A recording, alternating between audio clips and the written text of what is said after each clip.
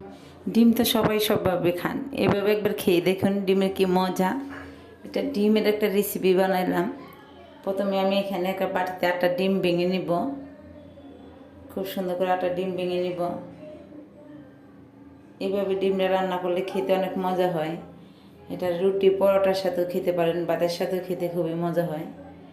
এখন আমি দিয়ে দিব এখানে পরিমাণ মতো লবণ, 1 চা চামচ মরিচ গুঁড়া দিয়ে এখন আমি ডিমটাকে ভালো করে মাখিয়ে নিব, একদম গলিয়ে নিব সুন্দর করে। মরিচের গুঁড়াটা দেওয়ার কারণে ডিমের ভিতরটা অনেক ঝাল ঝাল হয়, অনেক মজা হয় খেতে।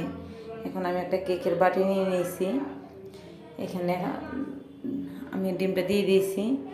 আমি আগে থেকে গরম পানি একটা স্ট্যান্ড দিয়ে বসিয়ে রাখলাম, দিয়ে দিলাম ডিমটা। আমি বাপে পুরোপুরি বাপে আমি ডিমটা সিদ্ধ করে নিব।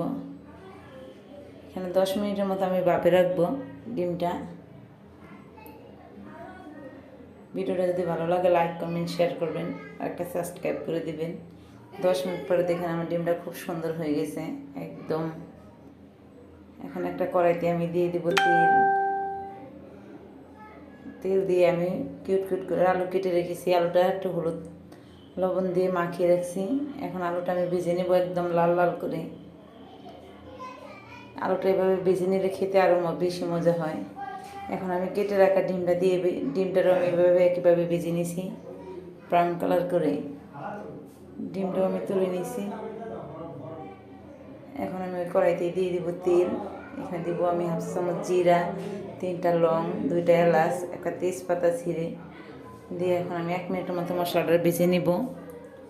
ভেজে দিয়ে দিব এখানে আমি 1 কাপ পেঁয়াজ কুচি, পেঁয়াজটা একটু নরম করে ভেজে দিয়ে দিব আমি আদা রসুন বাটা, দিয়ে দিব এখানে 1 চা চামচ মরিচ গুঁড়া, 1/2 চামচ হলুদ গুঁড়া, 1 চামচ ধনিয়া গুঁড়া, স্বাদ মতো লবণ দিয়ে এখন আমি ভালো করে মশলাটা কষিয়ে নিব।